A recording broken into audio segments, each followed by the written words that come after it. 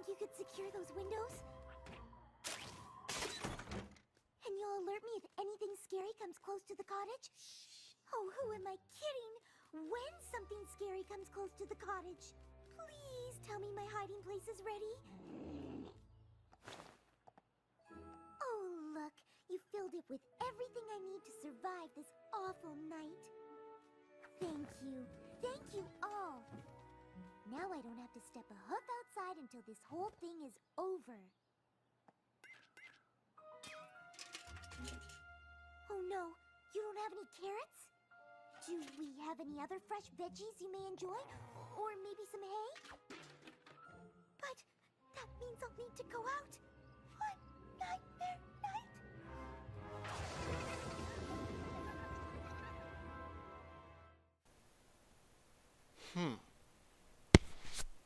Huh. And once again, I find myself siding with a variety, nay, a menagerie of other brony reviewers and wondering, why the hey does Fluttershy keep putting up with Angel Bunny? Oh, wait. Came in a little early. Cue the title card!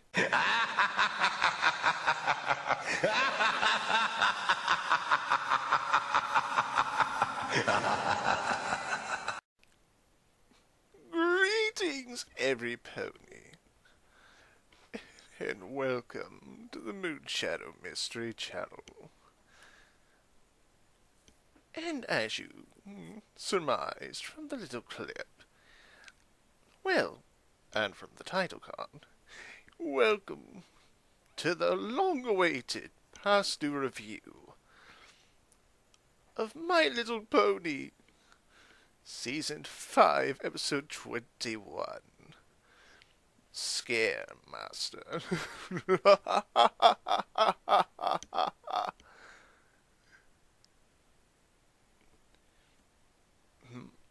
Oh, I'm sure you're wondering, Discord, what are you doing here? Well, allow me to shed a little figurative light on the situation.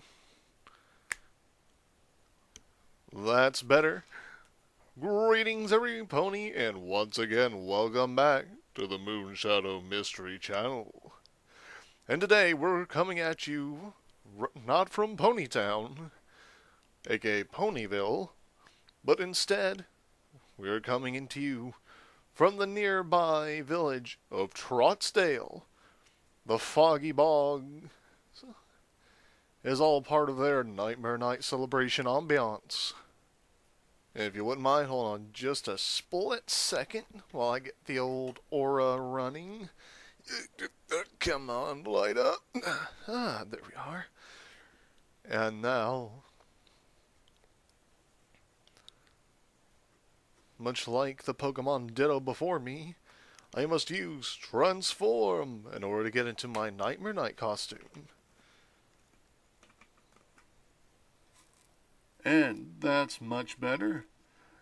I figured, considering all the various Let's Plays we've been doing relating to Fallout 4, I'd go ahead and kick it up a notch. Kick up a notch! And step in to my customized Steel Ranger, aka Applejack's Ranger's power armor. This old T-45's emblazoned with a number of things: the Ministry of Arcane Science and the Ministry of Wartime Technology, Steel Ranger and Applejack Ranger cutie marks, not to mention the Changeling the Changeling Hive mark. A little tongue-tied. Anyways, like I said, welcome, or like I was saying, welcome back to the Moonshadow Mystery channel, as we finally bring to you Scare Master, our long-awaited 1-year video. Continuing on from where we left off last year with Luna Eclipsed.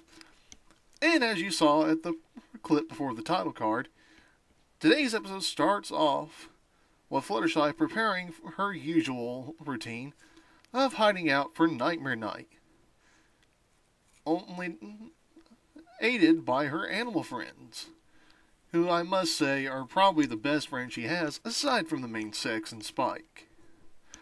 Well, and Starlight, and Treehugger, and Discord, and this is going to become a long list if I keep rambling. Anyways, thanks once again to Angel Bunny, our dear sweet Fluttershy is forced to leave her comfort zone, headed in to Ponyville as the citizens are finishing up the decor, preparing for the festivities of the night, in order to seek out carrots. Which I don't understand because from a biological standpoint, rabbits only eat the greens off the... Never mind. We see Fluttershy roaming around, getting freaked out by things such as balloons, decorations, fillies wearing fake buck teeth, and this one with wall eyes that I'm not sure if Ditsy Doo would find offensive or if she would feel bad for him. Anyways, after being spooked by the fillies, who, in this particular clip, seem extremely aware of, well, uncomfortably aware of what they just did. Which makes sense. I'm sure they didn't intentionally scare Fluttershy. I mean, every pony loves Fluttershy. I'm sure they probably made the false assumption that she was cool. And, instead, after running away, we get the following clip. Fluttershy? What are you doing out and about? It's Nightmare Night, remember? How could I forget? Oh, I don't suppose I could borrow a few pieces of hay from you. I forgot to stock up on food for Angel, and you do seem to have quite a lot. We need it for the Apple Family Haunted Maze. The scariest maze that there ever was. Who knows what lurks inside? Oh, I'm sure I don't. Is that the mummified pony that just leaped out at you? I don't know. Is it? And what's that crunching sound beneath your hooves? Maybe it's the bones of ponies that didn't make it out alive. Bones? And are those pea or grapes? Or 1,000 slimy eyeballs staring at you from beyond the grave? Please tell me they're grapes. Oh, I'll never tell. I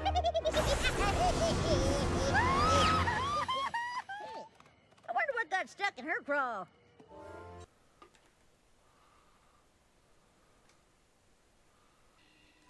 Yes, much like Big Macintosh, I kind of had that same facial reaction to Granny Smith as he did. I mean, it was a good setup, you know, genuine surprise that Fluttershy's out and about, a genuine look of concern on if she's going to be alright, and then Granny Smith goes into the whole, you know, ironic, well, not really ironic, but fitting, considering the title of the episode, the Scare Master routine, and promoting the corn maze. But what's this? Out of the pot and into the fire. As our reluctant heroine approaches the moonlit shadowy halls of the looming Crystal Oak Castle, home of my waifu, the Princess of Friendship, Twilight Sparkle. And, of course, the ever-lovable and always helpful Spike the Baby Dragon. And eventual home to, of course, Starlight Glimmer. But that's off topic. And I have to say, the ambience, the mood lighting, the whole setup, the shadows, this was done beautifully. And that's one thing I will say, the artists for this episode went all out. Now I could sit here continuing showing clips, of which I have plenty, or we could simply show you.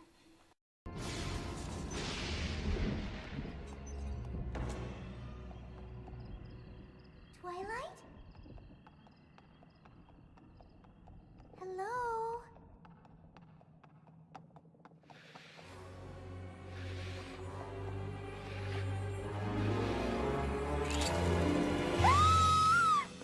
You think it's scary now? Just wait until it's done. That's okay. I'll take your word for it. Hey, wait a minute. It's nightmare night, and you're here and not holed up in your cottage. Does this mean what I think it means? That I foolishly forgot to stock up on food for Angel and had to go out to get him something but got spooked in town, so I came here hoping Twilight had some lettuce I could give him. Oh, I thought maybe you decided to come out with us tonight. Goodness, no. I couldn't be out tonight. I just couldn't. Technically speaking, you already are out right now. Oh, I guess that is true. So, what if you stayed out a little longer with your friends? I know they'd be super excited. You think so? You would make them so happy if you joined in. They wouldn't believe their eyes. Come on, Fluttershy. What do you say?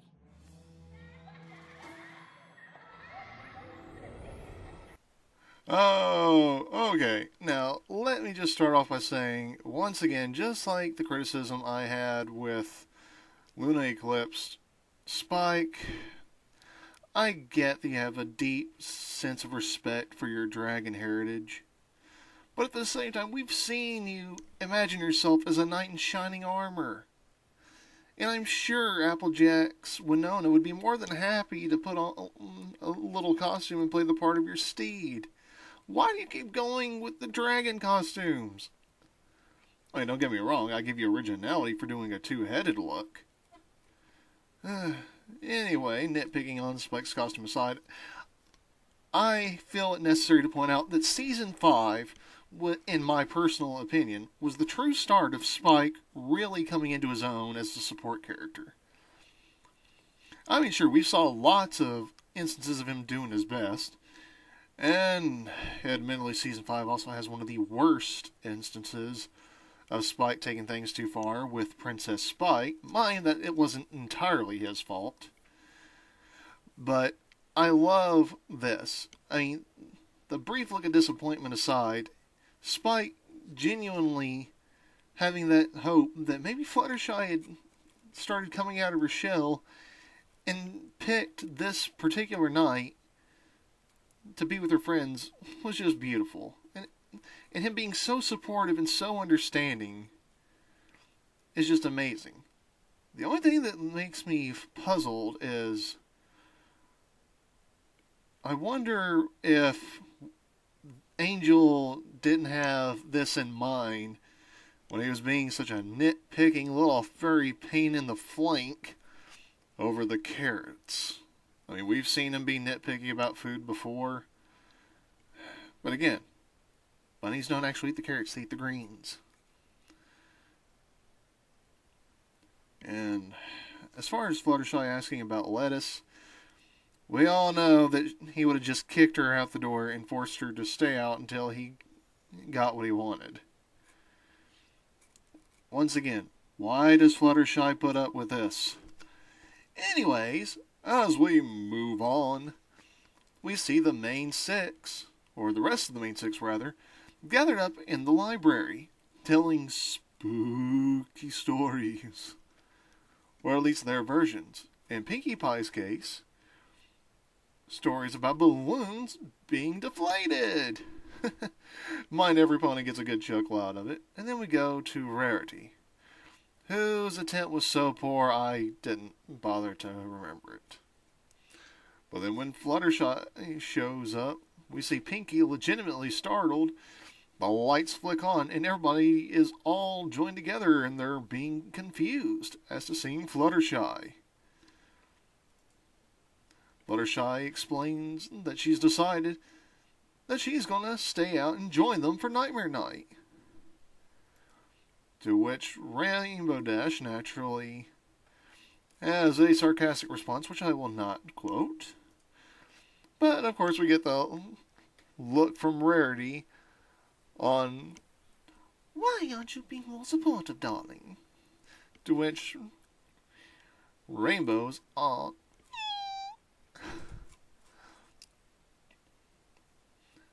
and I love how supportive they are.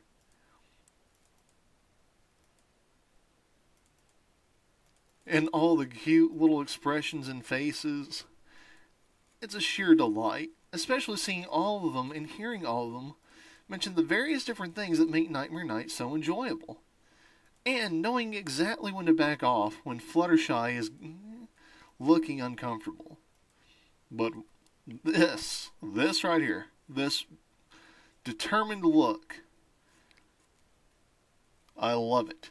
I mean, it's simple, but at the same time it shows assertive Fluttershy engaged. To a degree, at least.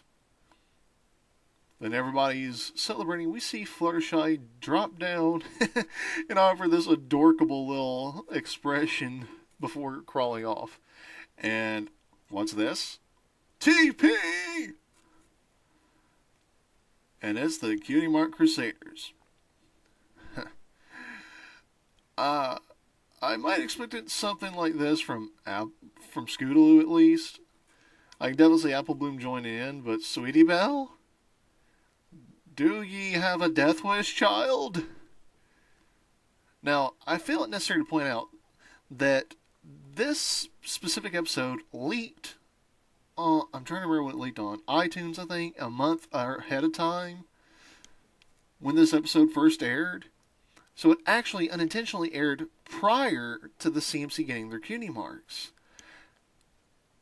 Now, this would have been a problem if not for the fact that, thankfully, their costumes, which appear to be, I think, a pony version of Marie Antoinette, of course, a Wonderbolt.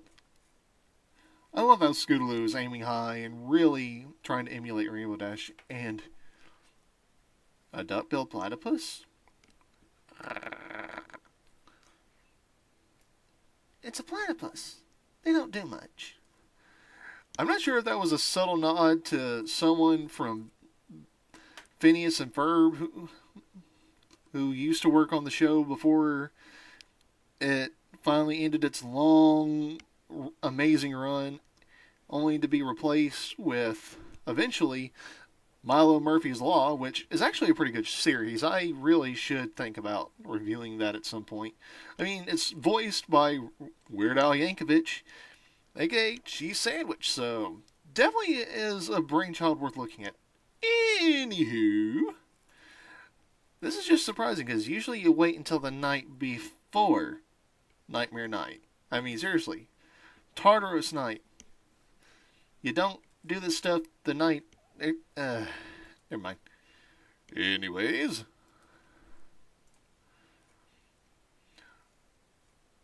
That was an interesting enough transition into the Carousel Boutique, where Rarity is doing everybody a splendid favor of setting up a nice little assortment of ensembles for our sweet little Fluttershy.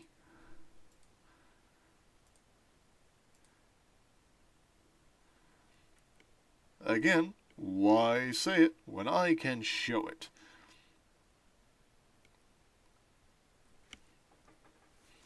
In 3, 2, 1...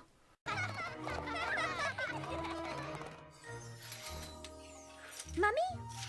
No. Headless Pony? No. Vampire Fruit Bat? Ugh, definitely no. You see, Fluttershy, the beauty of Nightmare Night is that you don't have to dress up as something scary. Ooh, yes. This one will look gorgeous on you.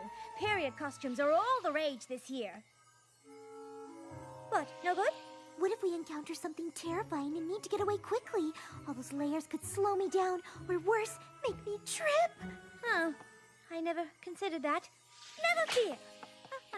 Oh, now this is a real stunner. I call it Masquerade. Just a simple black dress underneath, but with this ornately decorated mask. A mask? No? They can just be so difficult to see out of. Yes, but this one has eye holes. What about being able to see what's to the left or right of me? I suppose your vision would be somewhat obscured. It's your first nightmare night out and about, and we do want you to be comfortable. What if I just wear the dress? Oh, sure, dear. That's fine. It's so plain, it's frightening. Oh my, look at all of you! My costumes fit you to a T! Oh, wait! We're gonna have the best time! Hey, Fluttershy, where's your costume? I'm wearing it. I get it! You're a robber escaping into the night! You're a ninja escaping into the night! You're black licorice escaping into the night! Close. I'm going to a masquerade ball. Without the mask. Oh, that's great. Isn't it great? Oh, great creative! Okay, let me start off by saying how I love how every pony is so supportive of Fluttershy, even though they don't quite get it. I mean, she says she's going to a masquerade ball without the mask, kinda hard to do. But at the same time, there are a lot of very subtle things that she could be doing with that. I mind some of them are somewhat risque. Let's see, Morticia Adams. Very beautiful, very elegant, very feminine. And, yeah, she wore a little black dress. Or let's not forget, the ever-popular Queen of Scream, Madame Elvira. Ooh, my. But we all know that Fluttershy has also got a nice little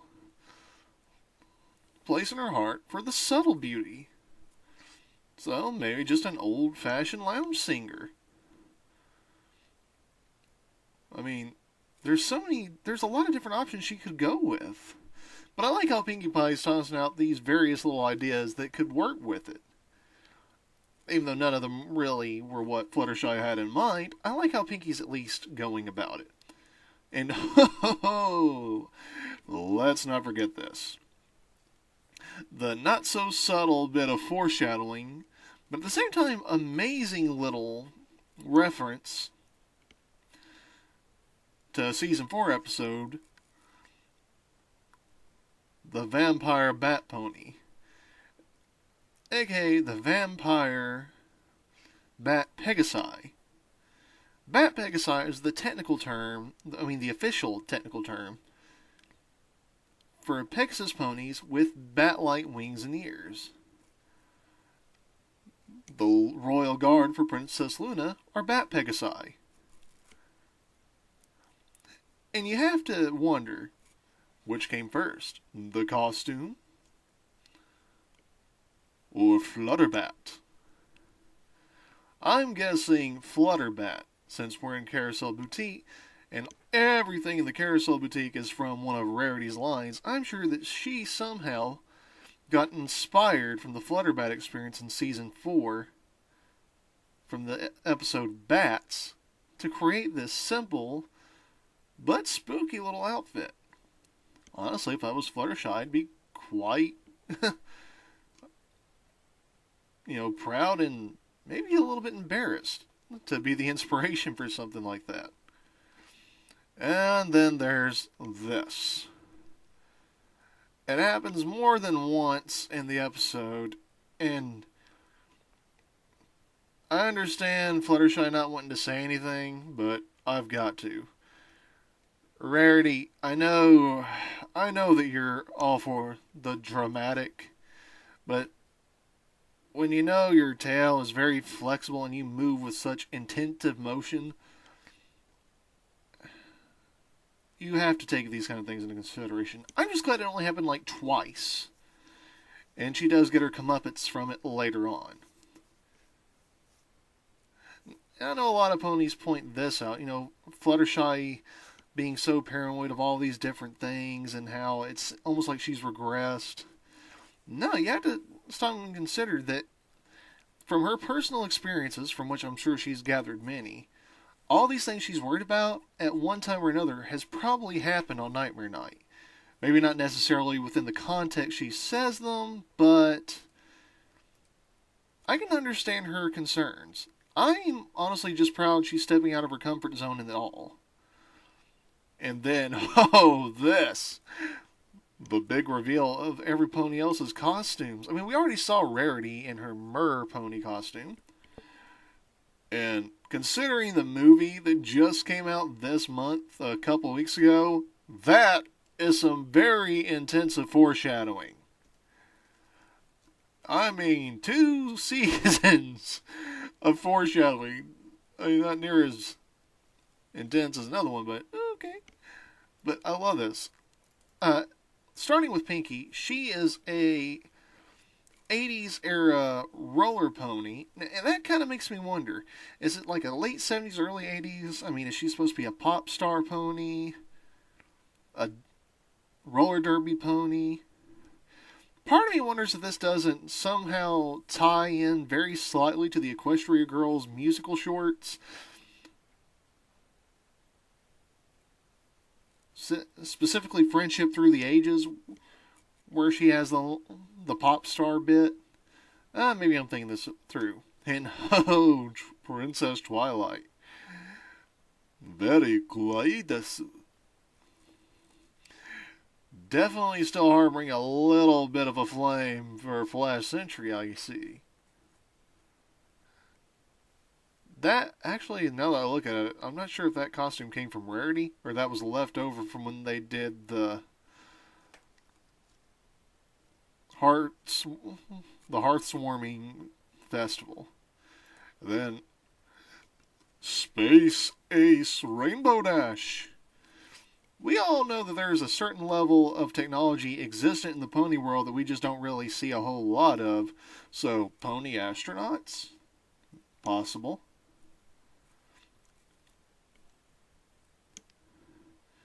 And AJ, the not-so-cowardly lion. I approve. If they do another one by at least season 8, I will be happy. Especially if she oozes the Tin Mare next time. Oh, wait. Then they'll have to do another one. Because you can't do the Scarecrow, the Lion, and the Tin Mare without doing at least one instance of either Dorothy or the Wicked Witch. I'm just saying. But anyways, all that aside, now we get on to the fun stuff. Following the most adorable little image of self-accomplishment I've seen. Aww. So proud of herself. Pin the horn on Nightmare Moon. I am glad to say that they're still doing some of this stuff even after what happened during Lunar Eclipse. I mean, I'm sure she approved it at this point. The face, the whole raspberry face. I'm glad they didn't do Pin the Tail on the Donkey. I mean, they've done enough little jabs at mules and the like through the series, so this is kind of clever. See, we see after Rarity's very poor. Yeah, I don't. How'd you end up on the? Wait, she ended up on the. Nope, she ended up on the neck. She at least got closer than whoever it was pinned it on the tail. Yeesh. It's now Wonderbolt Rainbow Dash's turn. Well, she wasn't a Wonderbolt yet. She was still an alternate, but hey, close enough. And we see that all that training finally paid off. Because Rainbow Tornado into a forward somersault, into a spinning jump kick, planting it right in front of Nightmare Moon's face, just above the muzzle, right on the helmet. That is just totally awesome! And of course, we see that Fluttershy is not really feeling comfortable with doing something that requires her eyes being covered, which is understandable considering her whole issue with the mask. We see Pinky coming out with bombing for apples! I was never very good at that. Mind, I have the unfortunate drawback of having to take my glasses off in order to do it. So, yeah, bobbing blind does not go very well. And, of course, Fluttershy has issues with being ambushed while underwater. But that doesn't stop Pinky, who is so very, very sweet, customizing goodie bags for every pony. But, strangely enough, Fluttershy's reaction is unexpected. She mentions things like her muzzle being stopped up with taffy and things of that nature. But Pinkie Pie specifically said she customized each bag to their personal preferences. Unless that means that gooey taffy is one of Fluttershy's personal preferences, and she's only blown it out of proportion because she still has that nagging Nightmare Night deal going on. Rainbow Dash is not amused.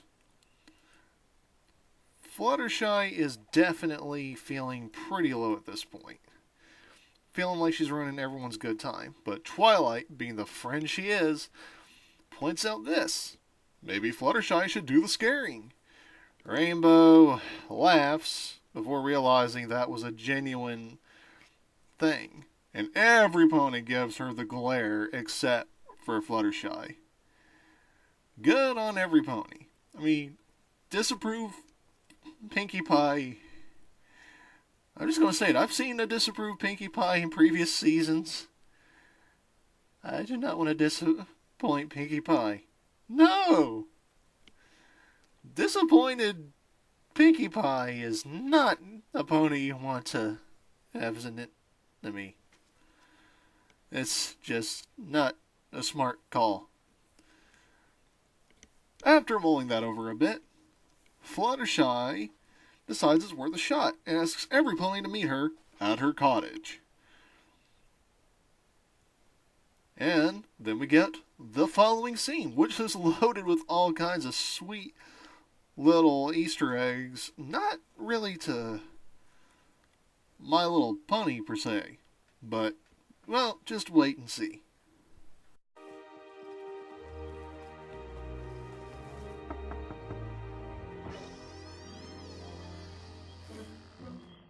Welcome to Fluttershy's tea party.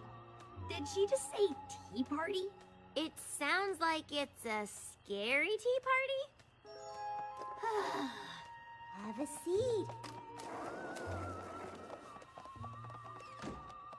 Don't be scared of what awaits you. Go on, pass the sugar. Oh no, there is none. You're a terrible host. Rarity, put your coat on. Why would I do that? You need to cover up because no one has complimented your dress. Pinkie Pie, look to your left and ask your best friend to pass the cucumber sandwiches. Huh? I can't. There's no pony there. That's right, because she didn't care to show up. What? A friend who didn't come through, that must scare you to the core. Quick, every pony, look behind you. What are those? They're unplanned guests. Your worst nightmare. You don't have enough food for them. Oh no, there's a tiny kitten that needs a home. But you are overscheduled right now. You don't have time to help. I said you don't have time to help. This should appear to scare you. Why don't you look terrified? You showed up to a party and every pony was extremely disappointed in you. Can you imagine anything more upsetting? It was a really good try, darling, but the scares at Nightmare Night are of an entirely different nature. It was really creative, though. I never would have thought of all this. Well, there's really no getting around it. This attempt by Fluttershy was definitely a failure. However, I have to agree with Pinkie Pie right there at the end of that clip, and that at first, I too thought that this was going to be a genuinely spooky experience. I mean, right at first, there was a subtle use of a fog machine that really gave somewhat of a creepy subtlety that was really a nice setup. The problem for me as far as this is that Fluttershy's playing just a little too close to the chest. She's definitely trying, but the thing is, the things she's doing are clearly things that she would find spooky. Things that someone who is so considerate of others, so kind and so caring, would find, scary. An unplanned guest showing up and not having enough for them to have some of whatever it is you fixed, that's definitely something that someone like Fluttershy would find scary. A poor, defenseless animal with no home, okay, not so much scary as much as heartbreaking. There being no tea in the cups, that's a mild inconvenience. But I love the anime references. I mean, there's only a few. I recognize most of them. From right to left, we have Bulma from the original Dragon Ball series. The titular Ranma of Ranma 1/2. The one in the middle is the one I have no idea who it is. I've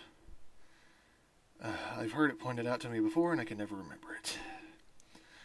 And yes, right now I am very grateful for the fact that I'm in my power armor. It means I get to save a little bit of time by not having to show my face. Ha ha! Ha ha! Anywho, we have Rey from Evangelion, which is an awesome series. Definitely a change of pace when it comes to mecha anime. And then finally, on the far left, we have Princess Serena, Sailor Moon.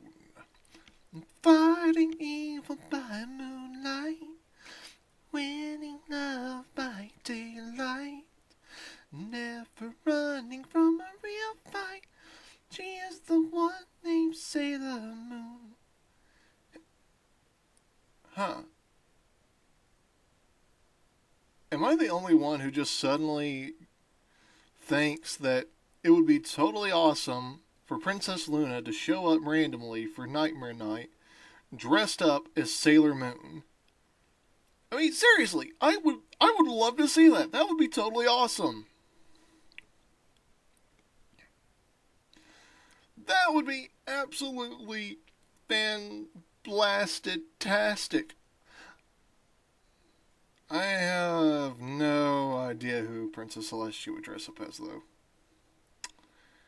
Well,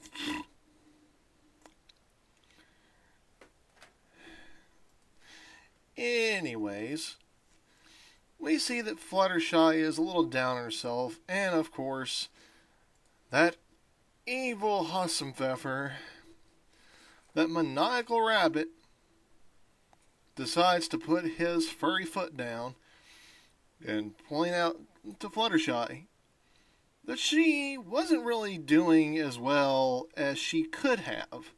Not because she wasn't making an effort, but because she was focusing only on what would make her scared.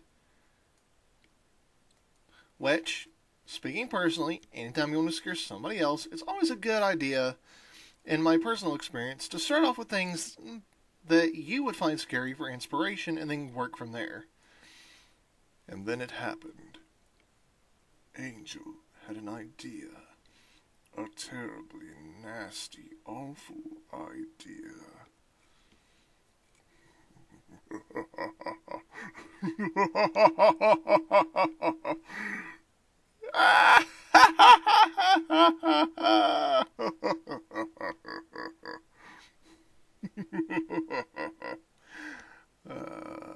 Sorry, everybody.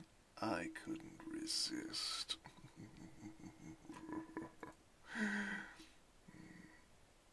Anyways, after Angel gets his little idea, we pan over to Sweet Apple Acres, to the Apple family corn maze. And right off the bat, it's almost strange how used to seeing Twilight's old Canterlot friends just showing up out of the blue. I mean, right here we have Lemonheart. I don't know who the stallion is she's with, but guy's got an old wood body 6-string, so hey, he's good in my book. I'm a country boy. We'll have a certain level of respect for other country boys. But anyway, the corn maze, at least from this shot, does not seem to be especially huge. And I realize that part of it's kind of blocked from this angle, but it almost seems a little too straightforward. I mean, I thought the idea of these kind of mazes were to make it to the center, but from this particular still, it looks like the spooky tree is in straight ahead. But again, all the little pumpkin lights are kind of blocking it a bit. And right off the bat, we see a horrible visage. The return of the troll face. Yeah, I remember this. This is a nice little nod to the previous episode in the season, where if you didn't pause it at just the right moment, you wouldn't see it. It was during the 100th episode of My Little Pony Friendship is Magic. Specifically in... Dang it. Because I'm trying to remember it, I can't remember it. Go figure. It's specifically from the episode about the background ponies. And I'm embarrassed right now that I can't remember it, because I am a huge fan of this show, and any other time I'd be able to remember it. The pressure.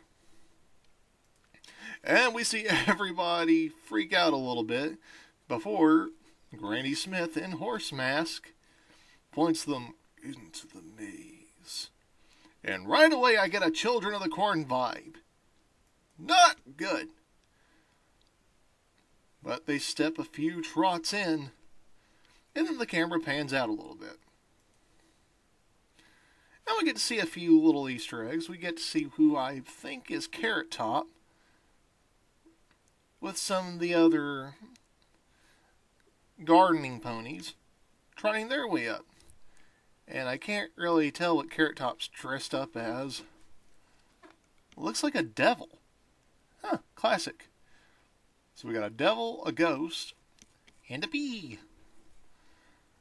That particular mirror has flowers on the brain. And as the main six trot through, we get... Why is Jason Voorhees in Equestria? And more importantly, how... Actually, come to think of it, it doesn't specifically say that Nightmare Night takes place on the exact same day as Halloween in our world does, so...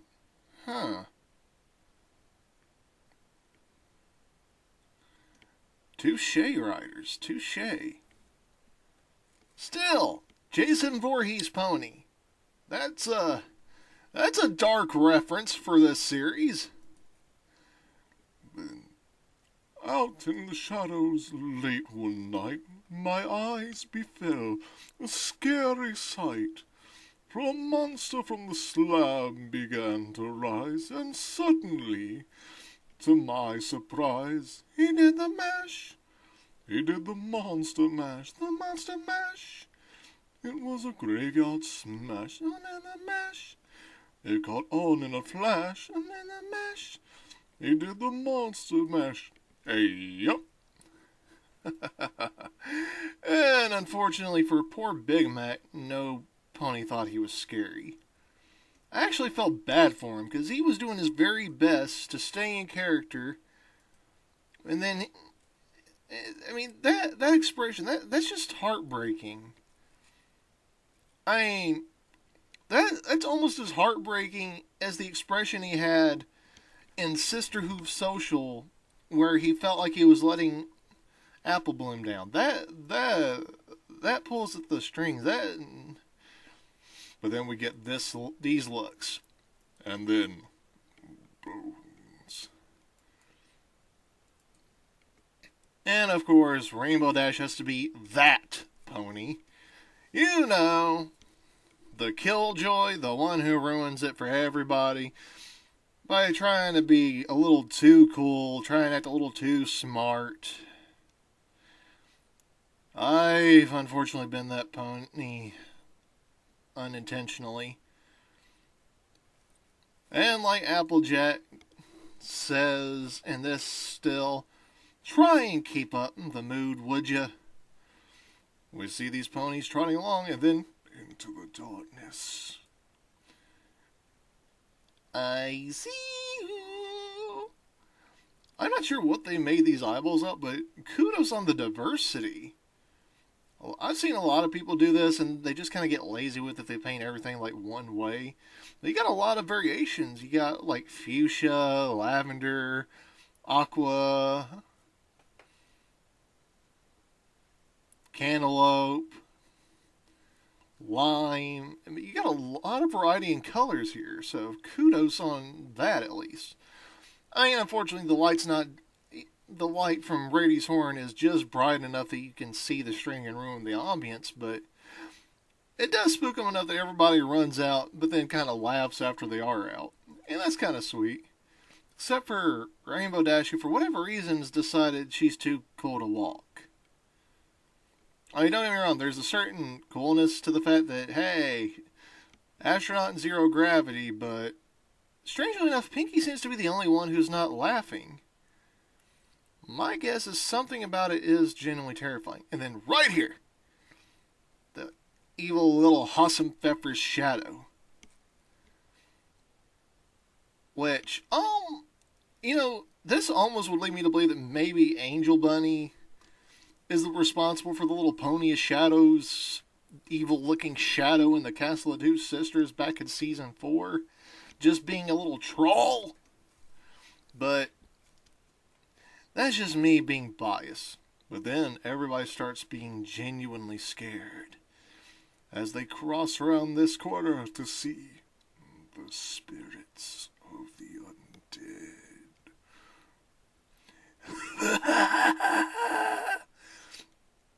It's nothing like a ghost freak to put a little chill in your bones. Then they run, and right here, in this particular screen, we get one of the most adorable, sweet, kind-hearted costumes I've seen. Ditsy Doo, Derpy Hooves. She wanted to play Princess Twilight for her costume, and I just found that so adorable. And that just shows how much respect Ditsy Doo, aka Derpy, has for Twilight. And she's the only one who's actually dressed up like some other pony. And not just wearing like any other kind of costume. Well, not counting Scootaloo, but Scootaloo foreshadowing Rainbow Dash actually becoming a Wonderbolt. She would do that anyway. But this, I just think that's adorbs. Anyways, they continue their run. And they're running some more, and then Rarity gets caught up on her own tail. Only to realize that Fluttershy's concerns were valid. And they start headed for the tree in the dead center of the corn maze, which is a lot bigger than the first still shot makes it seem, apparently. And then a nice Alice in Wonderland reference. Down the rabbit hole. some ponies might wonder how, or would probably wonder how Rainbow Dash got sucked into it, but apparently Pinkie is a lot heavier than she looks. Probably comes from working at a bakery. Anyway, they fall into the cavernous roots of the tree and are sealed in by the mysterious force. Twilight and Rarity, quick thinking, end up lighting up their horns. Then every pony is shocked at what they see. At first, because just rocking very slowly back and forth in the shadows and the dim-lit roots appears to be Granny Smith. But that would make no sense, because she was at the front, right? Now, you could probably argue one of Applejack's other relatives was the one wearing the horse mask, except for Granny Smith has a very particular bone structure due to her age. But as Applejack goes to prove her point,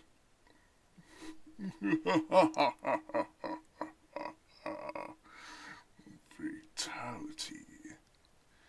Angel Bunny, or whoever it is that set this up, clearly was a fan of Psycho. After Granny Smith losing her head, every pony starts running, and then they come face to face with the fact that they are just under the corn maze. But unfortunately for them, Granny Smith is still entertaining, again, the CMC. And once more, I'm believing Sweetie Belle is Marie Antoinette, primarily because of the little mole on her chin, the little beanie mark. And so, very sophisticated taste. I mean, seriously, I know she tries so hard to model part of her fashion tips from Rarity, but that's a little sophisticated even for a relative of Rarity, because, I mean, good lord, she is aiming high.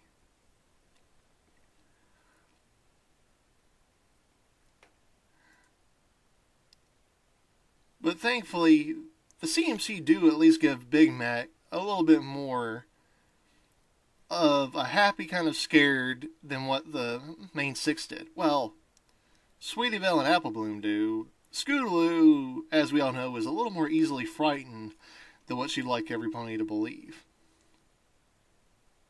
But she definitely catches on, and she's enjoying herself. And this is the look.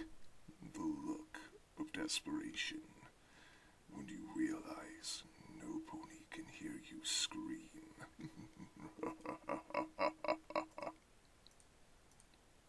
But as they continue on, they come face to face with something mysterious lurking in the dark.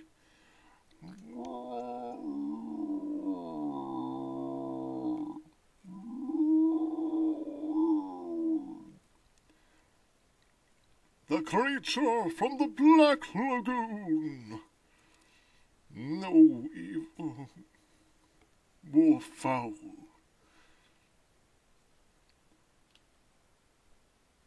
Okay, now this would be the point, especially since the tongue moves, it drools, where I would almost be questioning, yeah, maybe there is something here.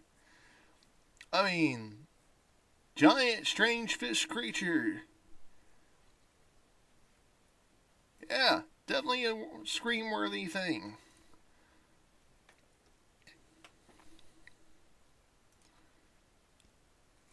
But anyways, they start running for their lives.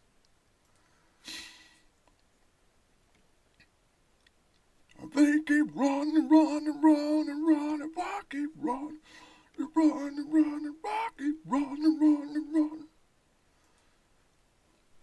Nah, too easy.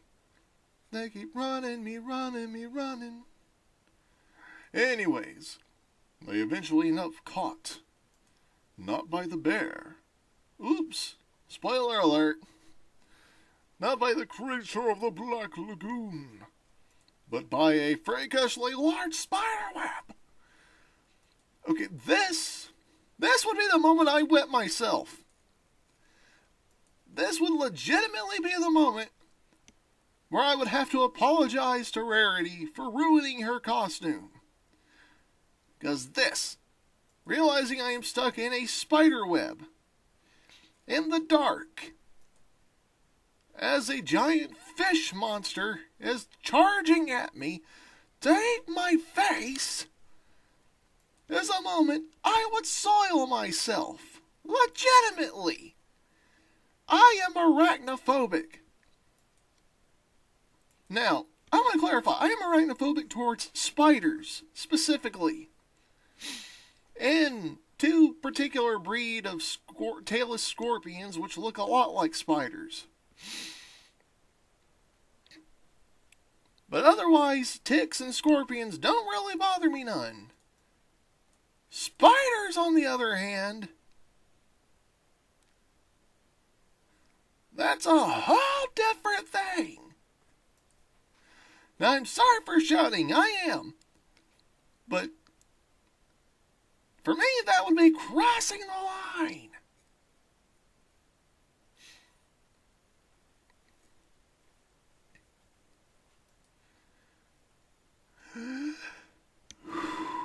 Okay. Now that that is out of my system, we get to the best part of the episode, in my opinion. After Twilight and her friends free themselves from captivity, and from a fate most foul, a horror inconceivable,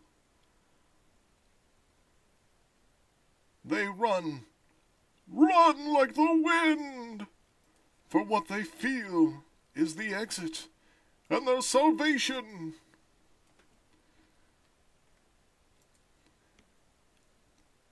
And with that, well, everybody, I think it's only fair that I let you see for yourselves, rather than ruining it like I did the whole fish monster thing. Roll the clip!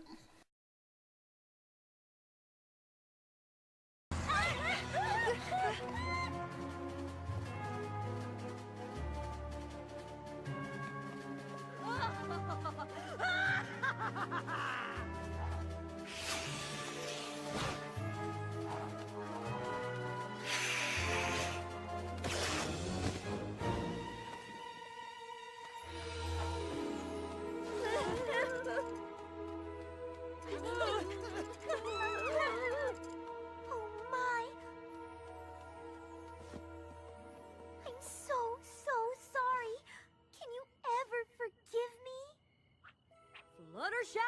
It was you the whole time? I can't believe it. That was... bloody amazing! First of all, where do I begin? Fluttershy was able to laugh in a way that changed the tone of her voice, making her sound like a completely different individual. That laugh was more reminiscent of Chrysalis than Fluttershy. That was awesome on its own. Now, we can definitely explain the ears and the wings very easily because we saw the costume, but the eyes and the fangs. I mean, during the Season 4 episode Bats, they kind of teased that maybe Fluttershy didn't have all the bat magic out of her in the first place by, hinting that she still had a fang. So a lot of fans, myself included, thought maybe she somehow learned to tap in to that Bat Pegasi magic in order to turn herself willingly into Flutterbat. Because the teeth and the eyes, we never had any hints that ponies had contact lenses. And her eyes stay this color until the very end of the episode. How did she do that? But this is awesome. Every pony is just going nuts. And I don't blame them. The big reveal, of how she did it all, birds underneath the blankets that were the costume. I still would like an explanation on how they glowed, but I mean, I don't think they ever explained that part, but that's still pretty awesome. A vampire angel bunny. A nice little nod to the Vampire Rabbit television series. The web created by Fuzzy Legs the spider. Yeah, I'm glad I wasn't there. Fuzzy Legs would be squished. Fluttershy would be very angry at me, but Fuzzy Legs would be squished.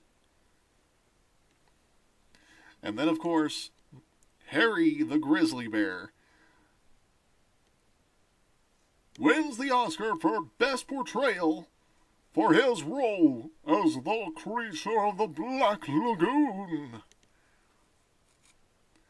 Every pony is just up in hooves. This was fantastic. But then we get the rest of the lesson, which is that even though every pony else enjoyed it, Fluttershy now realizes that she doesn't have to be scared. But that the simple fact is that even though she can finally understand why other ponies enjoy it, she just doesn't. It's not her cup of tea, darling. Now, the one thing I will criticize her for is the destruction of Spike's costume.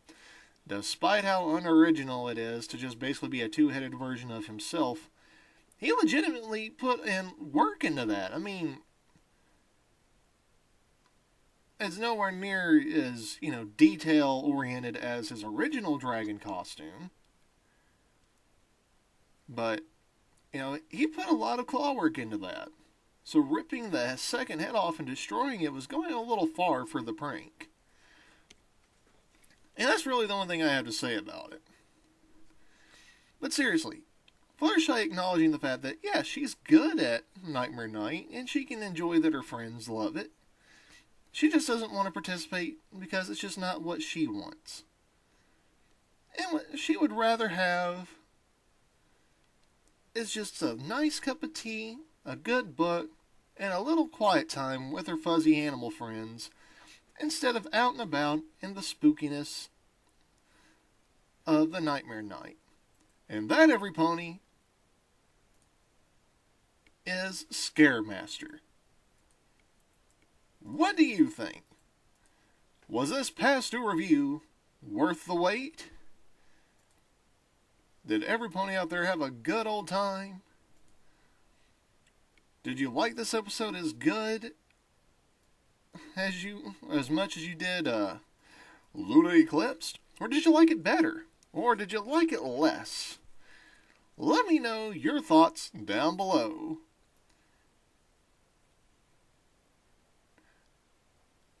And I realize that maybe this ended up being later than Nightmare Night. It might have, might not have. I'm not really sure as of the time of this recording. But,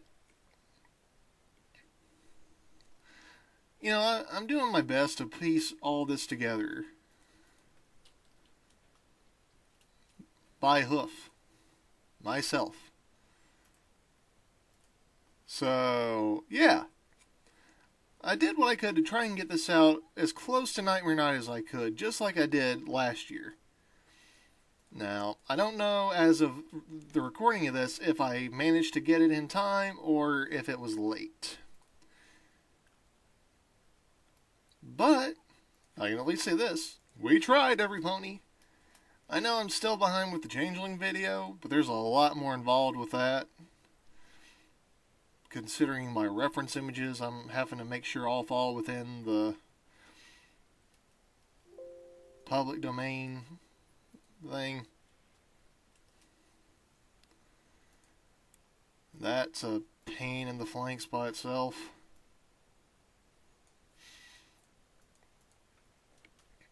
But anyways, we have finally done it. 1 year it's been since we did our first past due review. 1 year since this channel got off the ground. 1 whole year since the Rainbow Hive came alive. So every pony, let me know what you thought. Did you enjoy this video?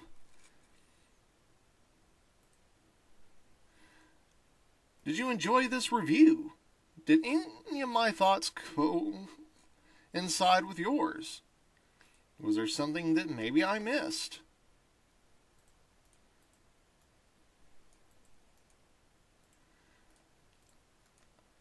Leave your comments down below so that I can know just where you stand on Scaremaster. As always, every pony, if you have any special requests for future videos, feel free to let me know them down below as well. And it doesn't have to revolve around My Little Pony, Steven Universe, or even Dragon Ball Super. It can be about anything.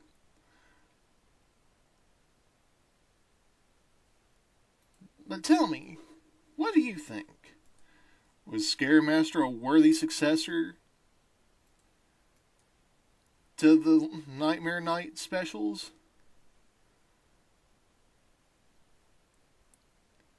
Or did it miss the mark? Is there any little Easter eggs that maybe I missed that I could have pointed out as I was going through all this? If there was, let me know down below. And then maybe, just maybe, I can give you a shout out next time I do one of these types of videos. But anyways, every pony, it's been a long time coming, and I am so glad to finally get the opportunity to do this with you. But that's really all the time we've got, every pony. Thank you so much for coming in and sticking with us for a whole year. I know I'm still wet behind the ears, and there's still a whole lot I have left that I can improve on for this channel. And with your help, I can keep improving. But every pony, that doesn't mean that there's not other ways you can contribute. Stay tuned to the end credits for other ways you can be involved with the Rainbow Eye Hive. Or, if you don't feel like staying to the end credits, check on down below in the video description, where I provided links to other websites and other areas associated here with the channel. Our Facebook page, or rather my Facebook page, our Twitter account, DeviantArt, Skype, and our email.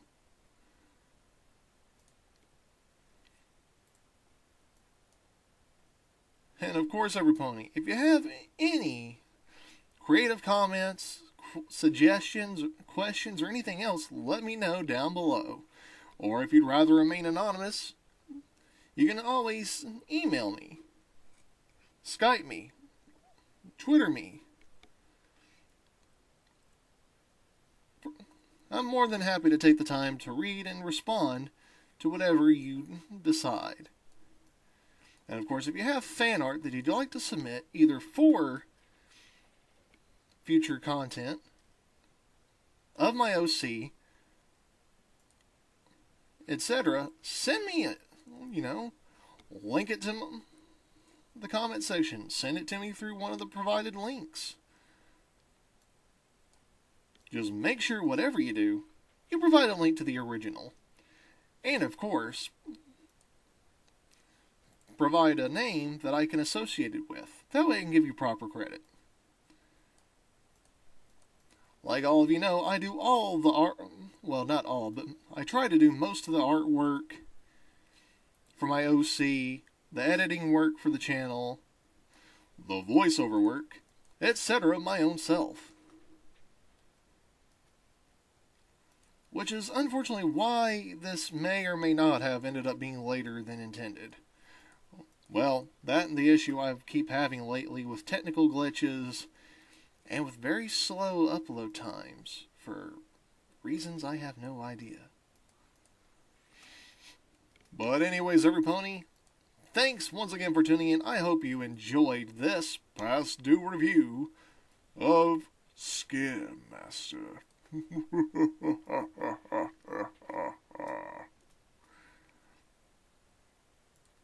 If you like this video, go ahead and give a bro hoof to that like button down below. And if you didn't like it, Applebuck or frag grenade that dislike button. And if you want to join the Rainbow White Hive, it's just a click away with that subscribe button. And of course, if you want to know when new videos are available and new content's available, ring-a-ling-a-ling that notification bell icon. And likewise, tap the follow button on DeviantArt. But anyways, everybody, that's really all the time we have for today. This has been Take Care, every pony. Have a great rest of your day, a great rest of your week, a great weekend ahead, depending on when you get around to seeing this video. Hope you had a happy Nightmare Night, a happy Halloween, a safe and festive Dia de los Muertos. And we will see you right back here on the Moonshadow Mystery Channel next time. And don't forget, every pony, don't go changing for any pony but yourselves.